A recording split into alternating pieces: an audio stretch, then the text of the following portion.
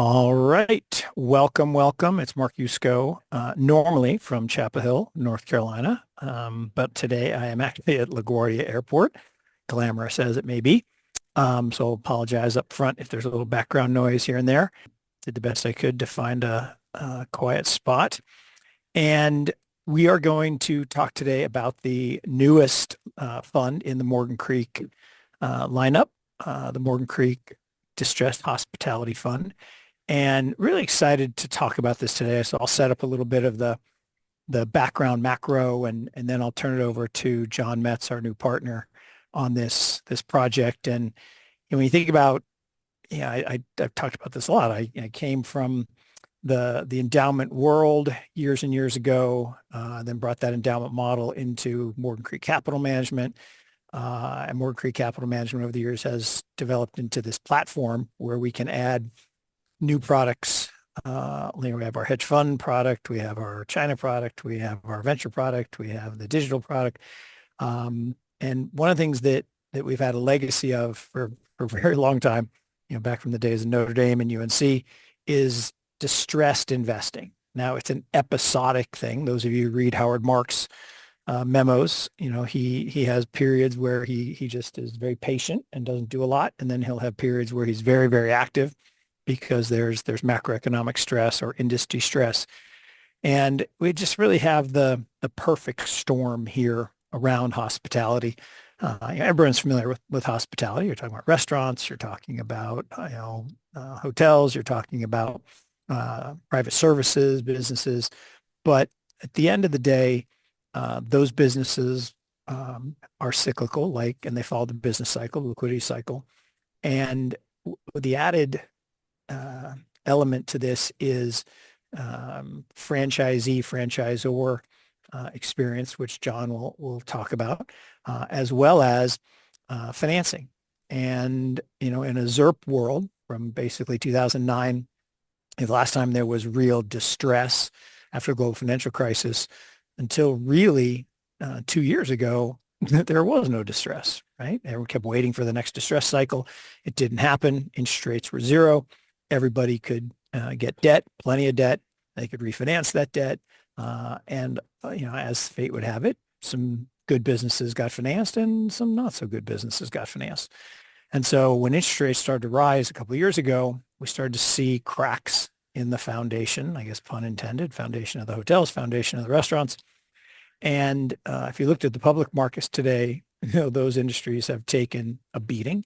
And there are just a plethora of assets today that hit the sweet spot of this idea. So maybe roll forward, Leslie, one slide, and I'll tee it up and then turn it over to John. The problem is that, franchisor and franchisee silos, particularly restaurants as well as hotels, super competitive, and they have tight margins. And so the cyclicality of the macro environment tends to cause booms and busts. And in the booms, people think that these boom good times are going to last forever, and they acquire more assets, they lever them up, and then the inevitable bust happens. Although it hadn't happened in the QE world for a long time, we kind of delayed the business cycle. Well, now we're squarely in that business cycle, and there is a huge opportunity, we believe, for a well-capitalized, experienced operator, a la John.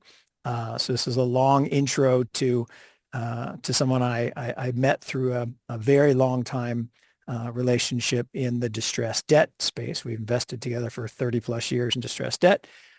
He's known John for a very long time. He introduced us, and there's just such a compelling opportunity.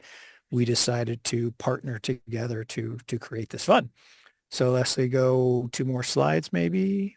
So without any further ado, I will introduce John Metz, who runs our EMC, and I'll let him, give a little background on himself and kind of what we're thinking about for the partnership. John. Thank you, Mark. Thank you, and I'm excited to be here today, and I'm excited to have this opportunity. I think the timing could not be better for doing a distressed fund. I've been doing distressed asset investing in the hospitality space for probably 40 plus years. I've primarily focused on restaurants, but I've also done hotels as well. And we've historically looked for underperforming and opportunities that we can acquire, what I like to say, significantly below fair market value. And it's a great opportunity to basically acquire assets on a wholesale basis instead of paying retail for them. We still are both a franchisor and a franchisee. My company, which I started, I started Remick Restaurants approximately about 25 years ago.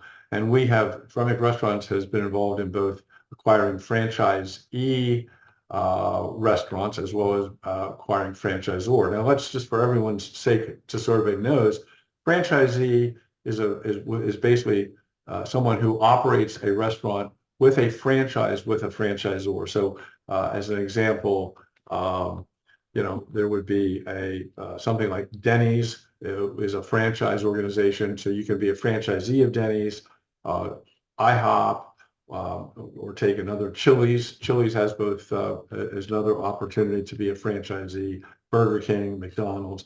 Those are mostly franchise operations. In other words, the individual operator is a franchisee of the franchisor. Important distinction.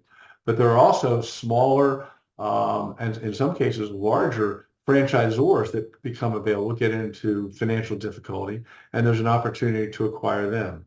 In my experience, we've acquired several franchisors, and we've acquired multiple franchise restaurants and franchise hotels.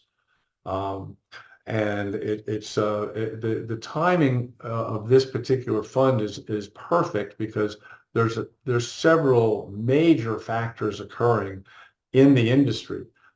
We have, as Mark alluded to, you've had basically debt available for the last really since the pandemic at almost zero cost, and all of a sudden in the last 2 to 3 years, debt has gone from you've been able to borrow from 3 to 4%. Now you're having to borrow from anywhere from 6 to 10, in some cases 12%.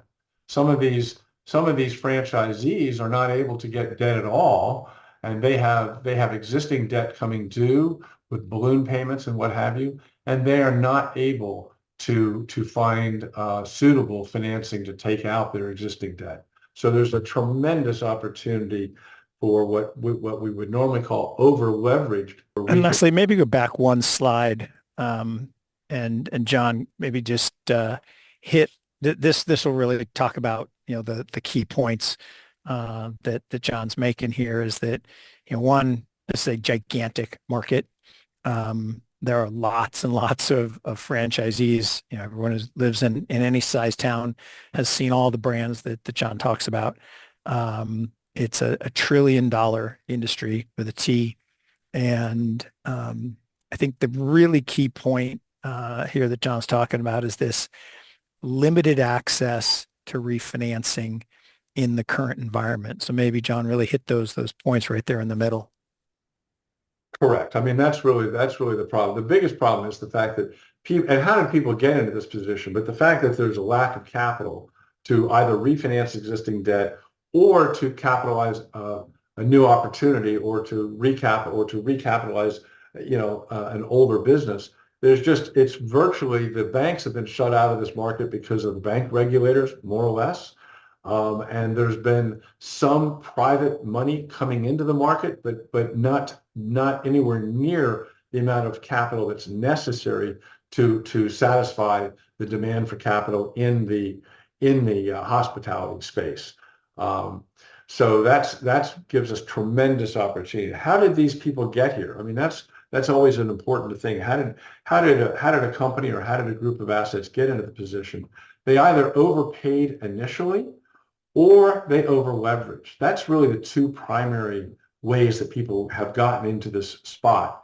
And of course, a lot of people will, when they get into a position where they cannot no longer, where they're in great distress, many of them will file bankruptcy, and we have a lot of experience in acquiring assets out of bankruptcy, but we prefer to find the opportunities where they've not yet filed bankruptcy, because we can usually make a much better deal at a much lower price if we can find the opportunities before they go to bankruptcy. Once they go to bankruptcy, unfortunately, the bankruptcy attorneys tend to take control, the creditors committees take control, and you just run up expenses, and it's not as good of an outcome if we can find them before they find bankruptcy. Yeah, and another point here, John, I think, a lot of industries that people are familiar with have been, overrun with private equity capital. There's just an abundance of private equity capital, and they're rolling up every, small business you can imagine, whether it's dialysis centers or veterinarians, or then they jack up the prices and they try to expand margins, and they use cheap financing when they could get it. But there's been a ton of money in the, from the private equity world into many, many, many small businesses. Yet in this particular area, in hospitality, you do see, certainly corporate businesses, big franchisors, as well as big, corporate groups, maybe like Chipotle. But you do still see just a predominance of small operators. And, I hate to call them mom and pop shops, but mom and pop shops that may go from 1 store to 2 stores to 5 stores. And maybe talk about the 2 issues there. One is, are those people really able to scale? So, management quality and management capabilities. And then this last piece, which is, the shift in, worker availability and just customer base that has really changed in the last 2 years. Right. I think, well, you're absolutely correct. I mean, most franchisees are small, essentially mom and pop operators. They typically run anywhere from 1 to probably 10 units. And although there are some large franchise operators such as ourselves, where we operate about 60 or 70 franchise units, most of the smaller operators do not have the back office capabilities. They don't have the tools that we have developed, and that's critical. That's critical, especially because of the fact that most of these businesses have thin margins. You have to have the right tools. You have to have the right systems in place in order to manage what's otherwise a lower margin business. And that's been I get a lot of calls from people that say, hey, I've got X number of units, and this is my problem, that's my problem. And I start to ask them questions about how they manage their inventory, how they manage their cost controls. And they just do it unfortunately, they just don't have they're not using technology to really enhance their business. So we have very sophisticated systems and very sophisticated programs in place to manage that. So that gives us the opportunity to be able to scale.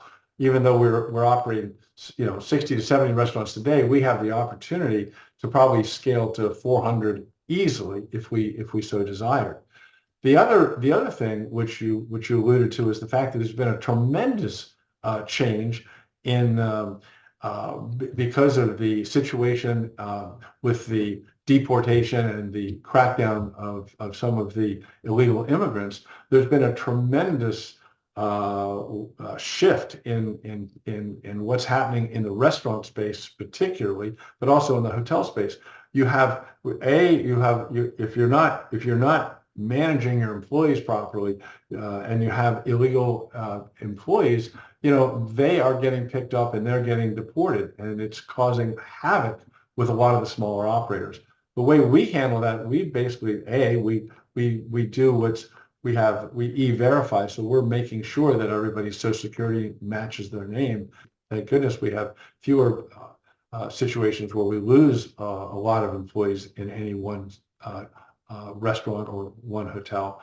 But the other thing that we've had to do, and we've had to do this since the pandemic, we've moved a lot of our recruiting and both our management recruiting and our hourly recruiting into our corporate office. So we are constantly running ads, doing interviews, doing all the recruitment for our various restaurant and hotels. And it's extremely important to centralize that, because today a lot of our general managers just don't have the access to the right tools and what have you to be able to market, to find these people. And secondly, they don't have the time. So it's a tremendous opportunity. We're able to keep our unit staffed because we have the recruiting tools of a central office. And that's critical. I want to pull that thread a little bit, in that, part of the reason that we are partnering and offering this fund opportunity is because of what John describes, which is the scaling of a platform. Over the 21 years that Morgan Creek has been around, we have developed a really strong back office infrastructure and operational infrastructure and compliance infrastructure and regulatory framework. And so, putting together fund structures, we put together over 60 structures. We've done 60 SPVs. We have, lots of experience with the SEC and with regulators, and lots and lots of a platform that allows us to have a fund operation like this that might appear orthogonal to some of the other things we're doing. It really has nothing to do directly with digital assets or early stage venture or hedge funds. In fact, that's kind of the whole point. It's an independent, operating entity, partnership that will operate on the platform. So that's one piece of it. The second piece of it is, when you think about how you want to approach this particular business and this particular opportunity, you really want to take advantage of that platform that John and his team have built, in the sense of, if you think about, why does an opportunity in distress come up?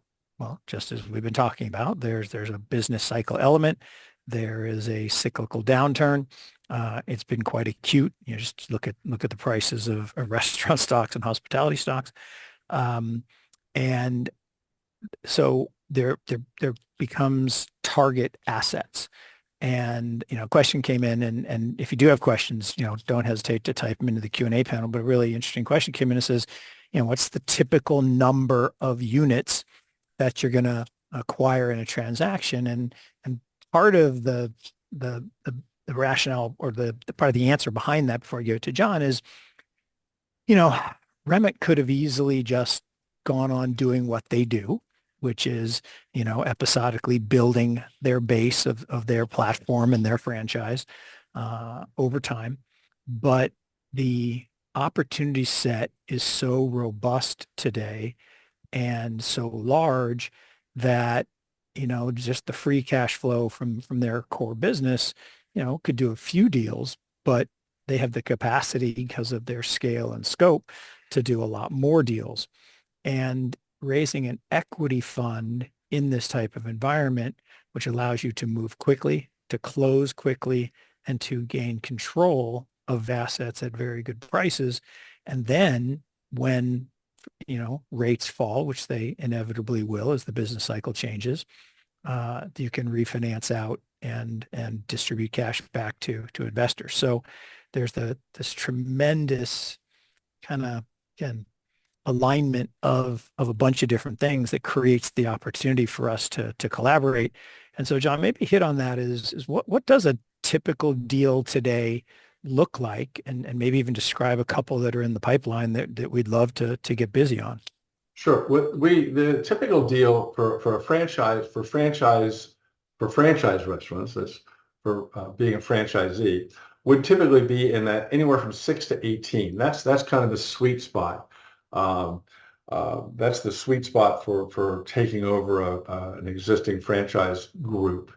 And as an example, we've been looking at actually two very different opportunities. One is a very well managed group of about 12 stores. And they're currently throwing off an EBITDA of about 2.5 million.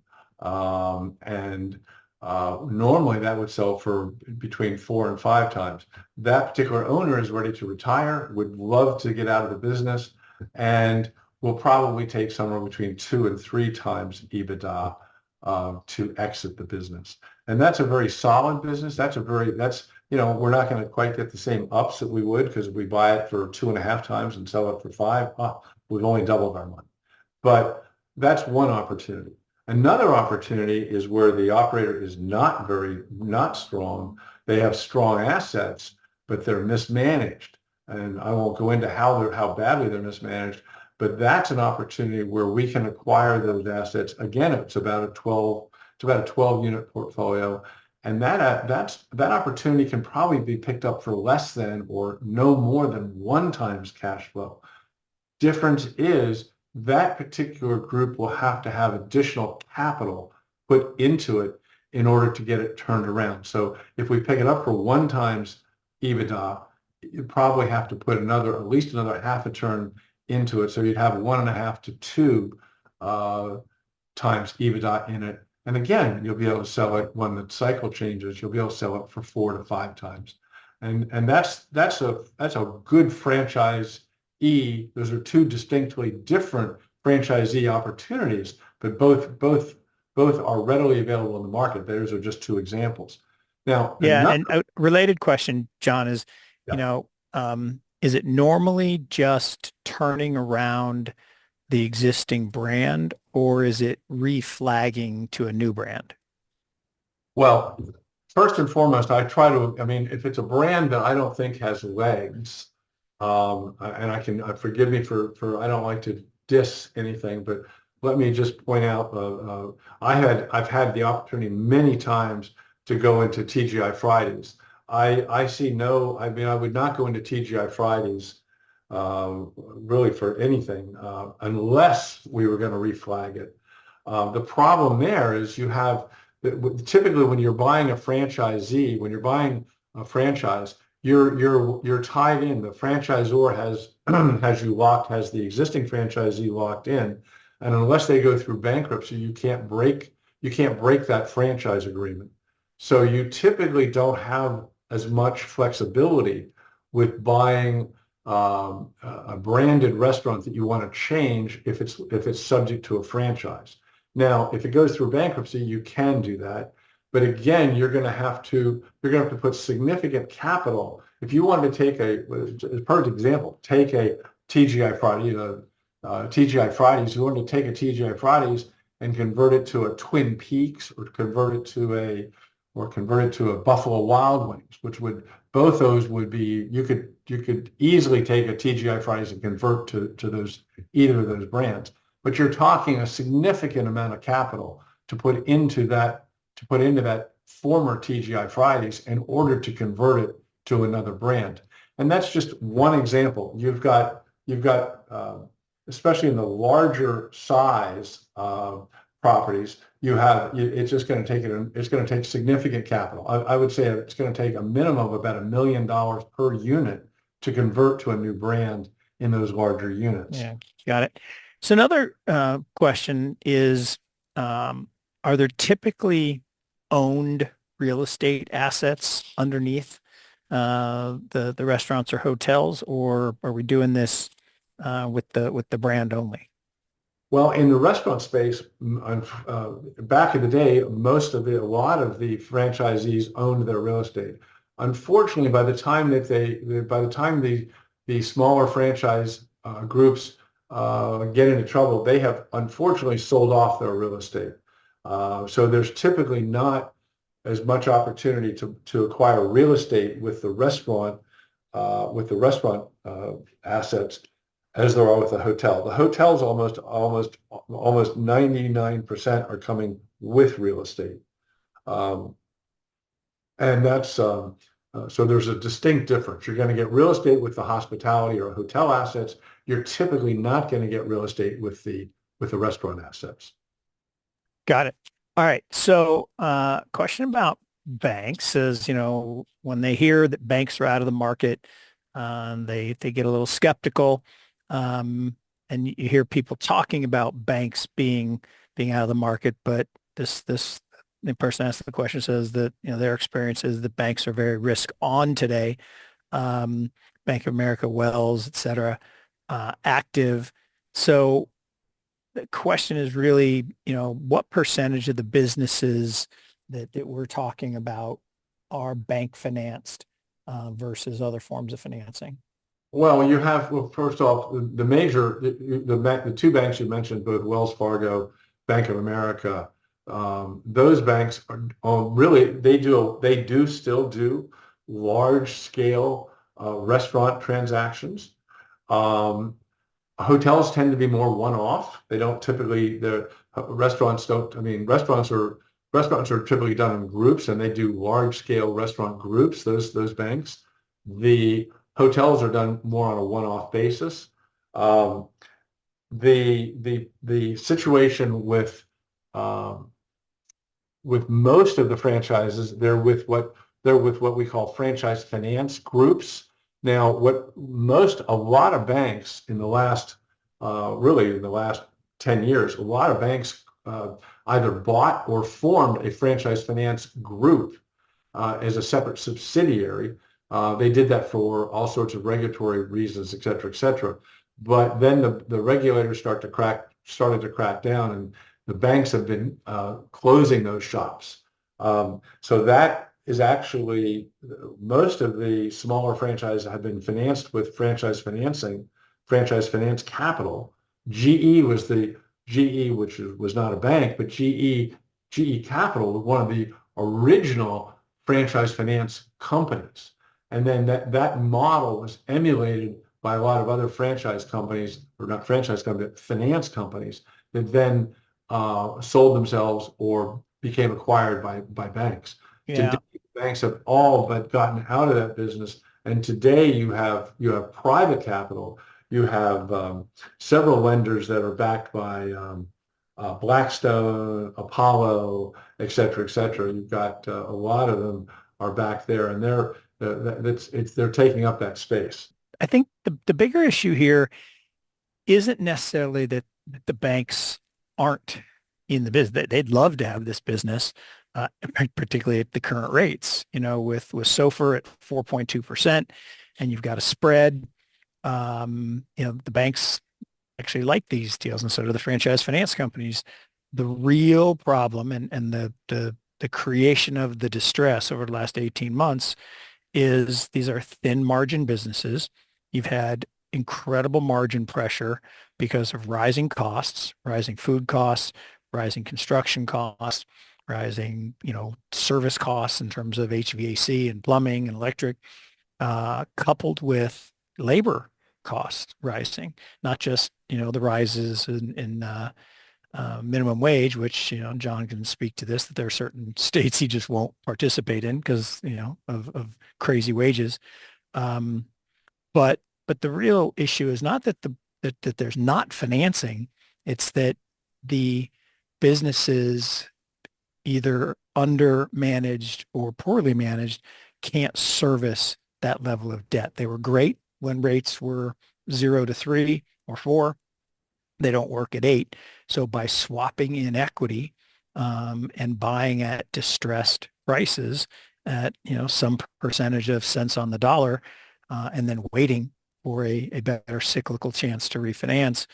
So uh, some specific questions about um, pipeline, and then where are we in the stage? So the fund doesn't exist yet. We're getting ready to go out to market. This is our kind of kickoff call. We would love to be in the market because there are a number of deals that John is close to LOIs or NDAs. But one thing here is there's a question about, John, how do you feel about auctions? And I know the answer, but I'll let you answer. Well, a 365 auction, I'm always happy to participate in not in a 363 auction. But generally, these don't come to auctions unless they're in bankruptcy. Um, some of the really strong M&A guys will essentially run an auction just for highest and best. They want your highest and best offer. Again, I prefer to find, those are fine. There's nothing wrong with those deals, but unfortunately, the good M&A guys tend to drive the prices up. So we try to avoid we're just very careful about bidding with those guys. I mean, they're good at what they do. Forgive me. Yep. But, So question about, investment process and discretion. And the investment committee. So the investment committee, is John and myself, but John is the operator. I'm not a hospitality operator. I'm, the CIO and CEO of Morgan Creek. We are co-managers on the fund because it's our fund structure and our legal and regulatory apparatus. But John is ultimately the decision maker, and John has a team. It's not just John. But at the end of the day, he's going to make the decision. Now, I technically have a vote, but just like I do with my team that runs the China fund, I'm going to defer to them unless I have some better insight information, not inside information. Same thing with hedge funds, same thing with venture capital. So that's the way we'll function there. Question on leverage. So John, any thoughts on leverage, both at the fund level or the deal level? Absolutely. We prefer, we've talked about this quite a bit. We prefer to go in unleveraged on distressed assets. We prefer to go in unleveraged, get the assets turned around, and then potentially leverage up to a maximum of 50% of our initial price or initial cost of those assets. It's just far more prudent. I can't help it. I'm pretty conservative, but it's far more prudent to go in on an all equity basis on a distressed asset, get it turned around, and then finance it, or then put some leverage on the asset. So that would be and then once we can with Mark's guidance, we can either return that capital to the investors or we can buy additional assets with that leveraged capital. Yeah, and then the question here and we addressed a little bit, but you can speak to it as well. That minimum wage laws. How do you deal with that? And regulatory costs, food inflation. That's why the opportunity exists, but we do have to manage it on the other side, right? Absolutely. I think the biggest with respect to wage rates and that happen and what have you, California has always led the way with increasing minimum wage, et cetera, et cetera. But not only do they have high minimum wage, they have incredible regulations and rules that are just very, very prohibitive, very, very, they're just, it makes it very difficult to make money. It's why everything in California is so expensive. But I mean, a lot of the states, the good news, we have a lot of states that are still at the $7.25 minimum wage. We have Florida is heading to $15. But thank goodness we've moved our minimum wage slowly, and we've been able to sort of manage that increase minimum wage by unfortunately raising prices. But the bigger problem or the bigger issue is the inflationary food and the new tariffs. The way that we've actually maintained our food cost across all of our brands pretty much for the last 4 or 5 years, and we've been able to do it because of the way by the way we manage our food costs. We actually look at our food cost variance. I don't want to get too much into the weeds, but we have very specific programs. We look at theoretical food cost versus actual food cost, and every week or every period we can tell where we are, what items are out of whack. Have we lost it because of theft? Have we lost it because of spoilage, where it is? And we focus minutely on that. We run a variance to theoretical cost we try to go to 1.25 to 1.5. So we anybody over 1.5 variance, we're on that restaurant like a hawk. So we've been very fortunate in the food cost area. We've been able to manage that. Labor is a lot more difficult. I mean, yes, we still manage our labor with a lot of technology, but with the high labor rates and the high wage rate states, it's very difficult. Uh, but you have opportunities for technology. We're exploring now kiosks in a lot of our restaurants. If you look at what McDonald's has done, most of the QSRs have all put kiosks in. You don't just walk up to the counter anymore. You basically put your order into a kiosk, and then the order is prepared for you. They call your name, and you pick it up. And that's what a lot of restaurants, both QSR, which is quick service, as well as full service.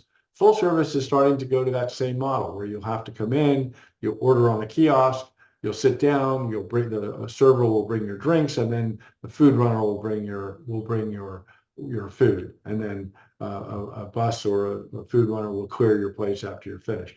So there's a lot of technology, and there's a lot of new technology going into restaurants, and that's really how we're going to compete with the wage issues that we're seeing today.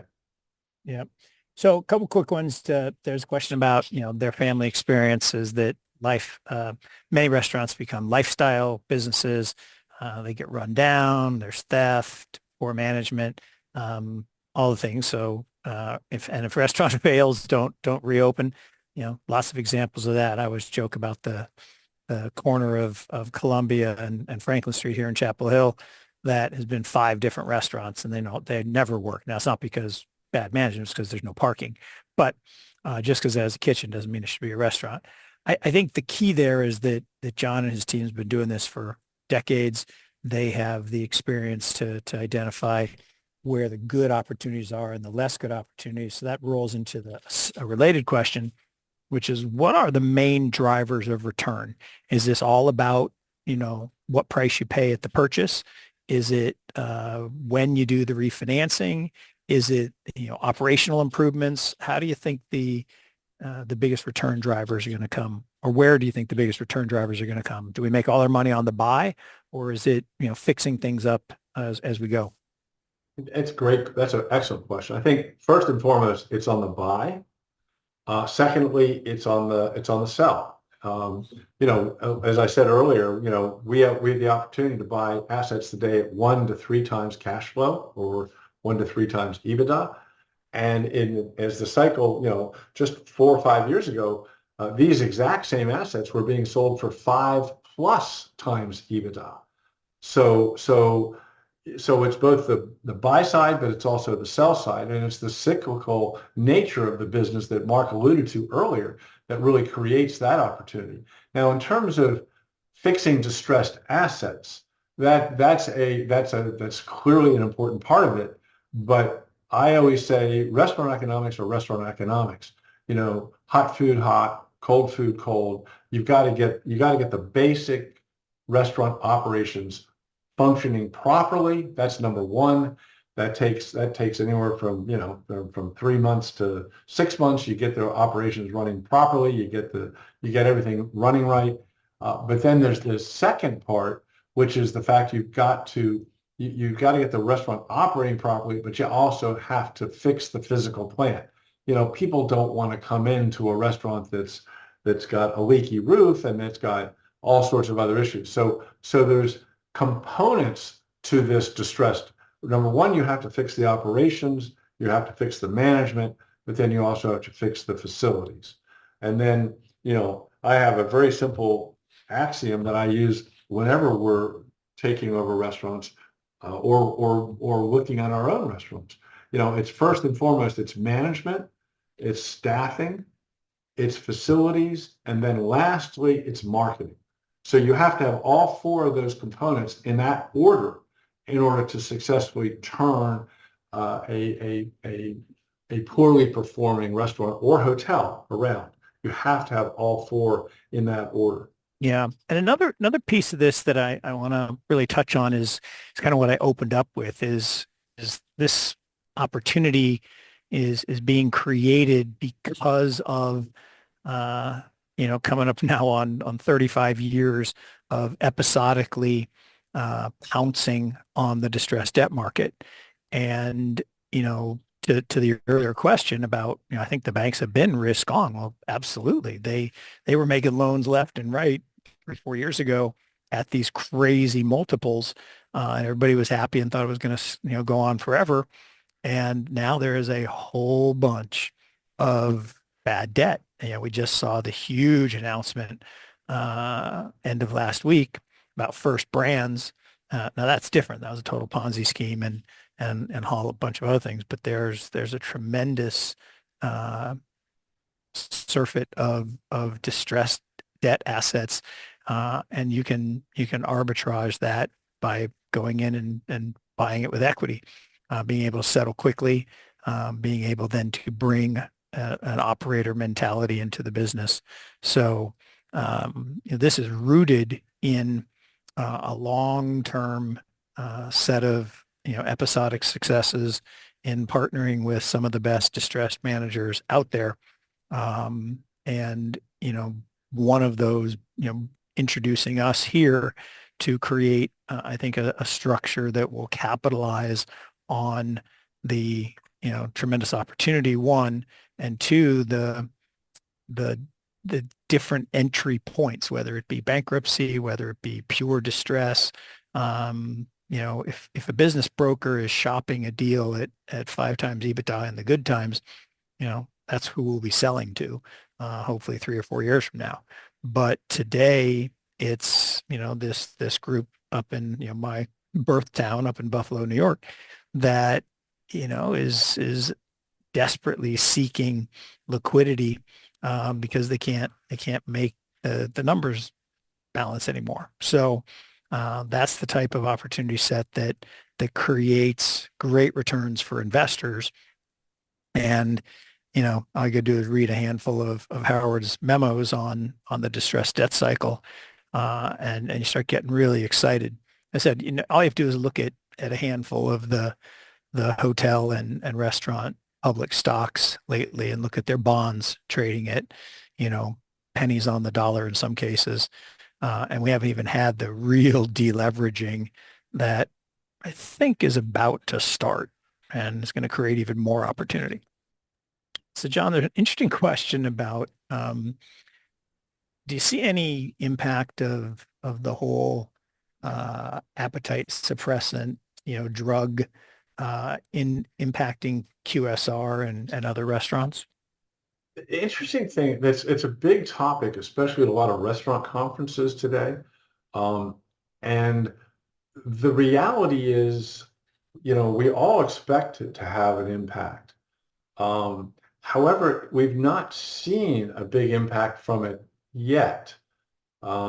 People really enjoy, one of the things about restaurants is people enjoy going out to restaurants for both the socialization, but also for things that they cannot make at home.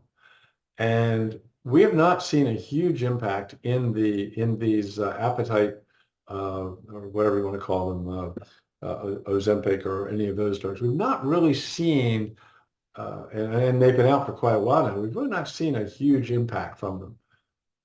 Now that doesn't mean we won't, but we've not seen it unless people just stop eating. I think that they're going to continue to want to eat in restaurants and enjoy that socialization and enjoy the things they can't cook at home. No, I think it's a great point. So, as we start getting close to the time here, some other fund related questions. So, duration of the fund and investment period.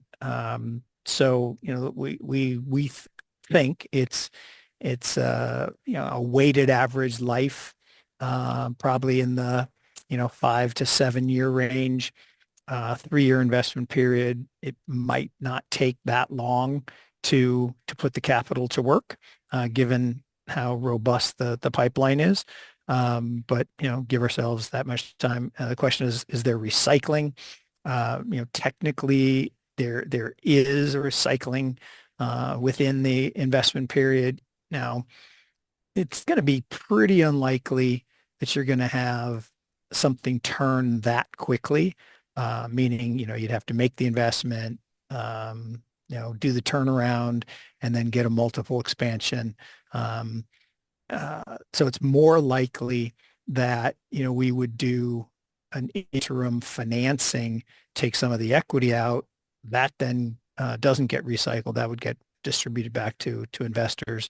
But if we did, make a purchase, fix it up and sell it, technically inside 3 years, we could recycle it. But my guess is that's pretty unlikely. I think, we don't think this fund is going to be huge. Our target's $100 million.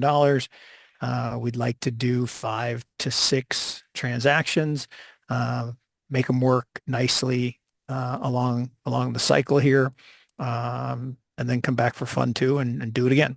So my guess, I don't know, John, if you have any other thoughts on timing and duration. No, I think you're spot on. I mean, I think it's, 3 years, from the time we acquire an asset, 3 years, we know exactly where that asset's going to go. It's really, that's really the perfect timing. So it's going to take a while to get into the assets, and it's going to take some time to get out. So 3 years is typically is the sweet spot for where we want to hold these things. Yeah. So just say 3 to 5 to be safe. All right. Well, look, these are fantastic questions. I appreciate all of them. And if there's anything that we didn't hit on, please don't hesitate to send an email to Erica or anybody on the team, and we'll get you answers back. I'll have a couple of closing remarks here, and then I'll turn it over to John to make the final closing remarks. But I said I'm very excited about the opportunity. The timing, a great slide. Thanks, Leslie. The timing is, we really are at the sweet spot of the industry cycle. John and his team are tremendous operators. Ourselves as distressed debt guys and gals, and John as an operator, I think we're going to have a rich pipeline of great opportunities, both from the actual distressed debt itself to individual deals that are looking to transition. We're ready to go really on day one because we've got a robust pipeline, and then we have lots of capital markets relationships that I think will allow us to dividend back capital to investors relatively quickly, increase that IRR and get people good DPI. So excited for the opportunity, excited that y'all could join us, and John, I'll give it to you for final comments. Yeah, no, I'm very excited because I think the biggest problem is you have to have the dry powder in order to acquire distressed assets. I'm heading to Oklahoma in a couple of weeks to look at a franchisor. We haven't talked about franchisor. We've talked about franchisees. It's a small franchisor. Great. Everything I've seen so far, it's a great opportunity. They don't know. They created this out of the blue. It's it's a franchise operation of about 10 units. And they want a partner. They want to do something. And those opportunities are very unique. So I just want to say there's both franchisee and franchisor opportunities in this distressed space, and it's a matter of just finding the right ones and executing. And executing is the key. So Mark, I appreciate I appreciate everyone's questions and look forward to answering any and all questions. Yep. So, if people have interest, we'd love you to reach out, and we can send you documentation and the pitch book itself. And we would like to raise this fund relatively quickly. It's not going to be a huge fund. So I think there'll be a handful of long-term relationships, as well as a few new specialty relationships that John brings from industry. We'll have a great advisory board of industry experts in both, restaurants and hospitality, or hotels. that will help us source deals, operate deals, and eventually return capital back to investors. So with that, thank you very much. There'll be a replay available if there's anything else you want to study. And said we'll get you the booklet and the materials here ASAP, and look forward to working together. Thanks, John. Thank And you. we'll talk to you again soon.